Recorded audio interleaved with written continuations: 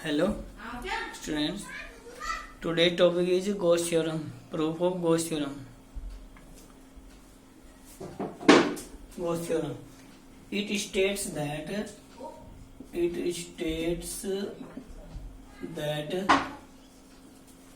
total electric flux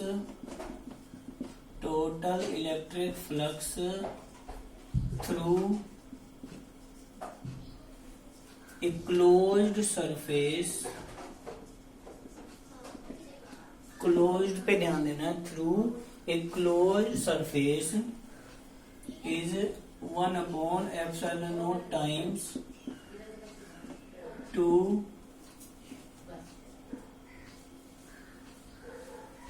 closed surface, ऐसे लिख लेंगे पहले, closed surface in free space भी लिख देंगे, फ्री स्पेस के लिए ले लेंगे, in free space is 1/epsilon naught times 2 the total charge enclosed by the surface. enclosed, ये मेन बात है इसमें, enclosed by the सरफेस, ठीक है. Total electric flux through any hypothetical होगा, ये भी hypothetical close surface in free space में होगा, वो is 1/epsilon naught times to the total charge enclosed by the surface. देखो दो तीन बातें बताओ, एक तो क्लोज्ड सरफेस क्या होगा इसमें, ठीक है, और एनक्लोज्ड क्या होगा. तो जैसे ये है, ठीक है, एक बॉक्स है ये, तो इसको हम क्लोज्ड सरफेस बोलेंगे, ठीक है. इसमें ये सरफेस होगा, ये सरफेस होगा, तो इस तरह की जो बॉडी होगी उसको हम क्लोज्ड सरफेस बोलेंगे. जैसे कोई स्पेयर है, ठीक है, बॉल है, एक बॉल, उसको क्लोज्ड सरफेस बोलेंगे. जैसे ये वाला है, ये भी एक सरफेस है. अगर इसको हम देखो ये अलग कर दिया, ठीक है, ये स्क्वायर है या ये रेक्टेंगल है, ठीक है, तो इस तरह का जो सरफेस होगा उसको बोलेंगे हम ओपन सरफेस. इसको क्या बोलेंगे हम, ओपन सरफेस. जिस सरफेस ने अपने अंदर कुछ एनक्लोज किया हुआ है उसको हम क्लोज सरफेस बोलेंगे. समझिए, ये ओपन सरफेस होगा, ट्रायंगुलर शेप होगी, वो ओपन सरफेस होगा, ठीक है. तो ओपन सरफेस का भी फ्लक्स होता है, ठीक है. ओपन सरफेस के लिए भी फ्लक्स हम E cos थीटा निकाल सकते हैं, लेकिन गॉस थ्योरम जो हम अप्लाई करेंगे वो सिर्फ हम क्लोज्ड सरफेस में अप्लाई करेंगे, ओपन सरफेस में अप्लाई नहीं करेंगे. तो क्लोज कैसा होगा, जैसे ये पूरा क्लोज हो गया तो इसको हम क्लोज सरफेस बोलेंगे. तो एनक्लोज, इसके अंदर जो चार्ज होगा, एनक्लोज इसके अंदर जो चार्ज होगा वो लेना है, बाहर अगर कोई चार्ज है वो नहीं लेना है, ठीक है. Enclose by the close surface, close इसके अंदर जो चार्ज होगा वो हमें लेना है, ठीक है. तो उसके ये हमारा हो जाएगा phi is equal to 1/epsilon naught into Q in का मतलब जो उसके अंदर है, Q in upon epsilon naught, ठीक है. ये हमारी गॉस थ्योरम हो जाएगी, ठीक है. अब इसमें एनक्लोज्ड, ये वर्ड बस ये ध्यान रखना है, ठीक है. जो बच्चा हमारा है, हमारे घर में खेल रहा है, हमारा बच्चा है, वही हमारा है. जो बाहर गली में घूम रहा है वो नहीं है हमारा, उससे कोई मतलब नहीं है, घूमने दो, ठीक है. तो इसमें अगर कोई चार्ज सरफेस के बाहर रखा हो तो वो नहीं लेना है, ठीक है. सपोज करो ये स्फीयर है, इसके अंदर एक चार्ज ये है Q, एक चार्ज ये है 2Q, एक चार्ज ये है 3Q और एक चार्ज यहाँ पे रखा है 5Q, ठीक है. तो ये तीन बच्चे हैं बस हमारे, ये तो बाहर है, ये तो किसी और का, ये हमारा नहीं है, ठीक है. इसको नहीं लेना है, जो सरफेस के अंदर है. तो Q इन कितना हो जाएगा इसमें, Q इन Q plus 3Q plus 2Q कितना हो जाएगा, 6Q हो जाएगा. अगर इनमें से कोई नेगेटिव भी है तो विद साइन, एडिटिविटी जो प्रॉपर्टी है वो अप्लाई करेंगे. अगर कोई माइनस होगा तो विद साइन लेंगे, प्लस का है तो चार्ज प्लस लेंगे, माइनस में है तो माइनस लेंगे. तो इसके लिए अगर हमें फ्लक्स फाइंड करना हो तो phi is equal to 6Q upon epsilon not, इतना फ्लक्स आ जाएगा, ठीक है. तो ये हो जाएगा total electric flux is 1/epsilon not times to the total charge enclosed by the surface. Surface के अंदर इतना चार्ज होगा. अब देखो इसका प्रूफ, प्रूफ, ठीक है। एक हम ये पॉइंट चार्ज कंसीडर कर लेंगे at point A, consider a point charge at O, ठीक है। फ्री स्पेस में ओ पे कोई चार्ज पॉइंट चार्ज रखा हुआ है, तो इसमें draw Gaussian surface by the symmetry draw spherical Gaussian surface. देखो सिमेट्री का मीनिंग ये होगा, यहाँ पे सपोज करो ये एक पॉइंट चार्ज है, ठीक है। इससे r डिस्टेंस पे इधर, r डिस्टेंस पे इधर, r डिस्टेंस पे इधर, इधर इधर इधर सब जगह इलेक्ट्रिक फील्ड सेम होगी।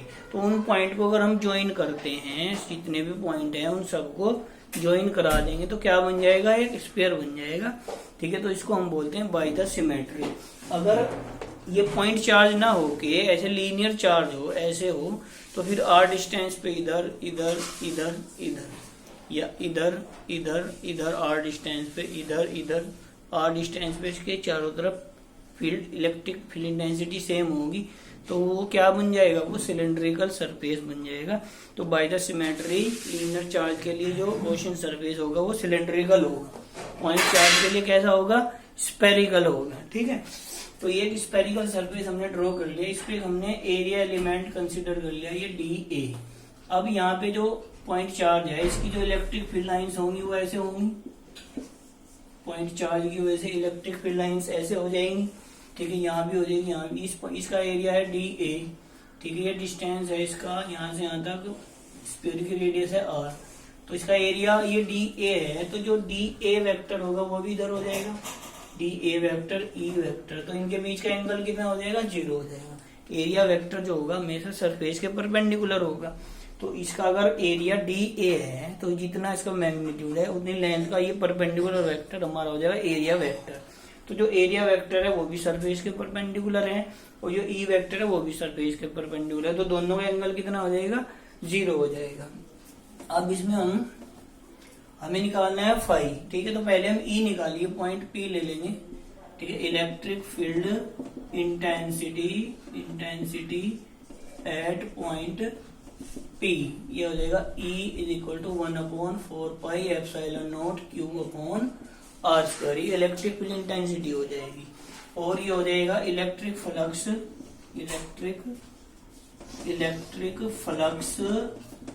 थ्रू इसको हम एरिया एलिमेंट बोल देंगे, एलिमेंट जो एरिया एलिमेंट है उसका हम पहले फ्लक्स निकाल लेंगे, तो डी फाई इसको बोल देंगे, तो ये आ जाएगा E D A cos 0, E D A कोस, ये एंगल आ जाएगा, तो कितना आ जाएगा, ई डी ए, ये फ्लक्स, इतने का फ्लक्स आ जाएगा, ये जो एरिया एलिमेंट है। बस पूरे का अगर हमें गॉसियन सरफेस का निकालना हो तो उसका हम इंटीग्रेशन कर देंगे, तो ये आ जाएगा total electric flux through the Gaussian surface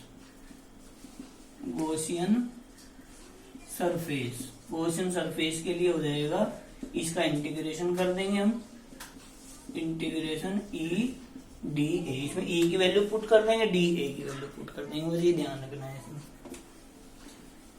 integration E D A जो है वो छोटे से एरिया का फ्लक्स है, ठीक है। ये हमारा छोटा सा एरिया है, इसका फ्लक्स हमारा ई डी है। तो इस तरह के बहुत सारे होंगे इसमें एरिया एलिमेंट, उन सबको अगर प्लस करेंगे तो क्या बन जाएगा, इंटीग्रेशन बन जाएगा उसका। तो ये ध्यान रखना है, बस इसमें ई की वैल्यू पुट करनी है, डी ए की वैल्यू पुट करनी है, याद रहेगा ना इतनी बात।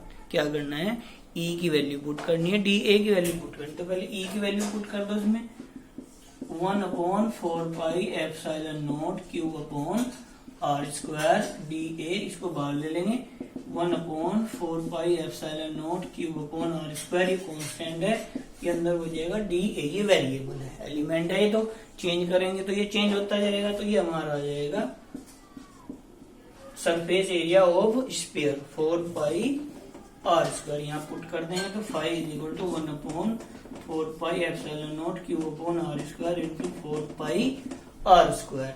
तो r स्क्वायर से r स्क्वायर कैंसिल हो जाएगा, 4 पाई से 4 पाई कैंसिल हो जाएगा, ये बचेगा Q अपॉन एप्सिलॉन नॉट। ये इसका प्रूफ है, समझ गया ना।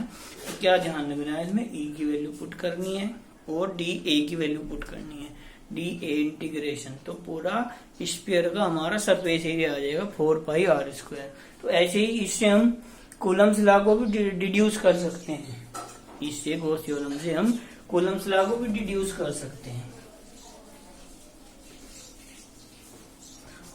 देखो ये एक पॉइंट चार्ज है Q1 और R डिस्टेंस पे ये पॉइंट चार्ज है Q2, ठीक है। तो इनके बीच में फोर्स कितना होगा कूलम्स लॉ के अकॉर्डिंग, ये हो जाएगा F इक्वल टू K या 1/4 pi epsilon not Q1 Q2 upon R square. ये हमारा कूलम्स लॉ है। तो हम गॉस थ्योरम से भी इसको डिड्यूस कर सकते हैं। इसको ले लेंगे पॉइंट चार्ज, ठीक है। इसके लिए हम ये गॉसियन सरफेस ड्रॉ कर लेंगे। अगर यहाँ पे हमें इससे R डिस्टेंस पे E फाइंड करना है, ठीक है। गॉस थ्योरम का यूज होगा, उसका जो एप्लीकेशन है उससे हम E फाइंड करते हैं। क्या फाइंड करते हैं गॉस थ्योरम से, एक तो हम उससे फ्लक्स फाइंड कर सकते हैं और एक E की वैल्यू भी फाइंड कर सकते हैं, ये उसकी एप्लीकेशन है। तो हमें अगर कूलम्स लॉ को डिड्यूस करना है गॉस थ्योरम से तो E की वैल्यू फाइंड कर लेंगे। जब E की वैल्यू पता होगी तो F की वैल्यू भी हमारी आ जाएगी E इंटू Q2। अगर हमने Q1 के लिए E फाइंड कर दिया तो याद आएगा, और Q2 के लिए भी कर सकते हैं ऐसे ही, जैसे ये Q1 है और ये Q2 है, ठीक है। तो इसको हम अगर पॉइंट चार्ज माने तो ऐसे ही हम गॉसियन सरफेस ड्रॉ कर सकते हैं। दोनों केस में आंसर हमारा सेम आएगा। किसी एक को सेंटर पे ले लेंगे, ठीक है, उसके लिए गॉसियन सरफेस ड्रॉ कर लेंगे Q1 के लिए या Q2 के लिए, दोनों से सेम आंसर आएगा। अब ये हमारा सेम जैसे भी किया था, ये एरिया एलिमेंट है, ये E वेक्टर भी इधर कोई होगा और dA वेक्टर भी इधर कोई होगा, ये dA हमारा आ जाएगा। तो इसके लिए आ जाएगा फ्लक्स निकालेंगे। अब देखो इसमें जो फ्लक्स फाइंड करेंगे, एक तो फ्लक्स निकाल लेंगे डायग्राम से और एक फ्लक्स निकाल लेंगे हम गॉस थ्योरम के अकॉर्डिंग, दोनों को इक्वल रख देंगे।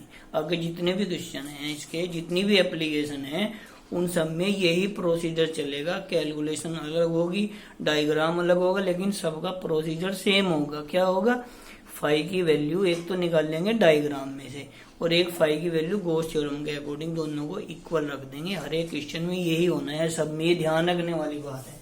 अब देखो इसमें हम निकाल लेंगे फाई, ठीक है, electric flux through the Gaussian surface. ये हमारा आ जाएगा E dA cos 0 आ जाएगा, ठीक है। तो फाई इज इक्वल टू इसमें E इंटू dA हो जाएगा, तो E multiply 4 pi R square, equation first हो जाएगी, ठीक है। गॉस थ्योरम के अलावा जितने भी क्वेश्चन आ गए उसमें E की वैल्यू फाइंड करेंगे। सभी में E की वैल्यू नहीं रखनी है जो अभी रखी थी।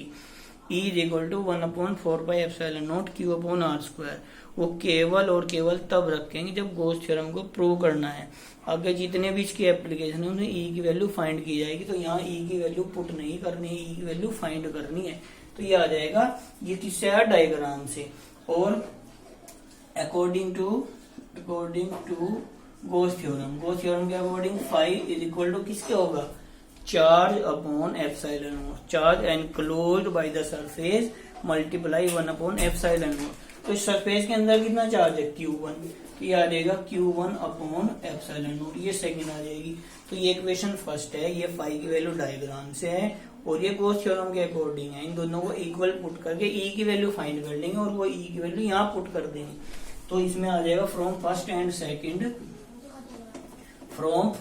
सेकंड, ये आ जाएगा E multiply 4 pi R square equal to Q1 upon epsilon not, E is equal to 1/4 pi epsilon not Q1 upon 4 pi Q1 upon R square, और ये E की वैल्यू इसमें पुट कर देंगे। We know that F is equal to E into Q2, तो F is equal to 1/4 pi epsilon not Q1 Q2 upon R square. ये हमारा Gauss theorem से आ जाएगा ओम्स लॉ, समझिए ना।